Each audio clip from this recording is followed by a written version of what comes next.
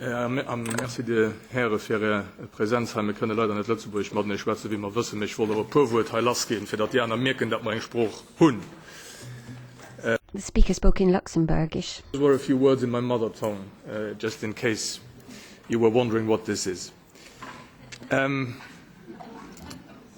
Luxembourgers in contexts like these have to speak in foreign tongues to each other anyway. Now, I can choose whichever one I want. I think I'll choose this morning the one that is going to be closest to being universally understood also in the Libe Committee. Thank you for your presentation, gentlemen. I'll just briefly wrap things up from the other end, I think, and try to proceed to an overview of what we have on justice and fundamental rights. The accession to the European Convention of Human Rights seems to be something to me that is highly desirable and that we should pursue, because this homogeneous setup of a human rights, a fundamental rights protection system across the whole continent, and at its core, which is the European Union by now, is something that we should continue to strive for, notwithstanding the difficulties that have been identified, rightly so, I believe, by the actors of the matter. I specifically address myself to our Minister of Justice, also in charge of fundamental rights, to say to him, we would be grateful as a Parliament if Council in the future were slightly more reactive when we debate the respect of fundamental rights in the European Parliament. The Council has not been the institution that has shone most brilliantly in the afferent debates. The Commission has moved somewhat under the impulse of the First Vice President. The Council has not been the institution, obviously representing Member States, which was too eager to get this going. We need to pursue the reflection on mechanisms to safeguard the respect for fundamental rights across the whole Union, and above all also to identify possible threats and possible moments when the rule of law is endangered in one place or the other. And we see quite a number of places where this could now be the case. It would also be interesting, maybe, Minister, if you managed to get the Council to engage in a reflection on what European citizenship means 25 years after we invented it. That is an issue that you have tried to propound in a certain manner in the country we all come from. A couple of weeks ago, it was emerged in something else, most unfortunately. Had it not been emerged in something else, and had we insisted on political participation rights of Union citizens wherever they are in the Union, for instance, we might have gotten further also at that point. I believe Union citizenship is something that we should try to further develop. It is now 25 years old, or almost.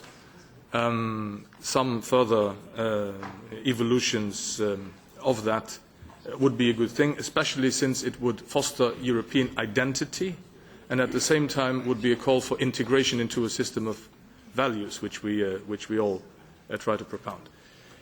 On security, I could delve into the PNR dossier now, but we'll probably have to see where we stand in this House after this afternoon's vote is over. I just want to tell you all something about my travel habits, in order to make clear that this non-inclusion of intra-European flights to me remains problematic. We are talking about foreign fighters. If I were a foreign fighter and I wanted to return, I would return to the northern part of Cyprus.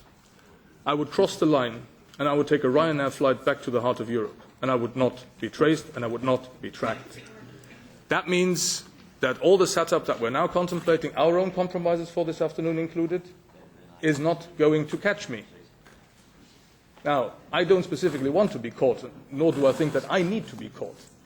But there might be those who it would be useful to catch, and this might be a helpful case in point to the address of all those who believe that internal flights are of no relevance. On Schengen and free movement, Minister, we are in absolute agreement that this is something that needs to be upheld with the utmost force. But it obviously would entail that we finally get to a real common and joint management of our common and joint foreign borders. external borders. They are ours. They are those of all of us. And if Schengen is to function internally in a proper manner, it must reinforce its outward dimension. There's going to be hardly any way around that. And to conclude, a few words on migration. I think the Luxembourg Presidency, logically, is in a positive attitude towards that phenomenon. The Commission's proposals, all that is a good thing. I mean, where I come from, the President of the Parliament is now called Di Bartolomeo, which is not, frankly, a primarily Luxembourgish name. That was the Italian immigration of 100 years ago. Now we have a justice minister who is called Brás, I think, in good Portuguese. He's the first one who hails from the wave of Portuguese immigration, which we had starting in the 60s, and who is now a community of 20% of our overall population, which is excellently integrated. Maybe one day we're going to have a Hasanovic somewhere, and that would mean Western Balkans. That would mean legal ways of migration.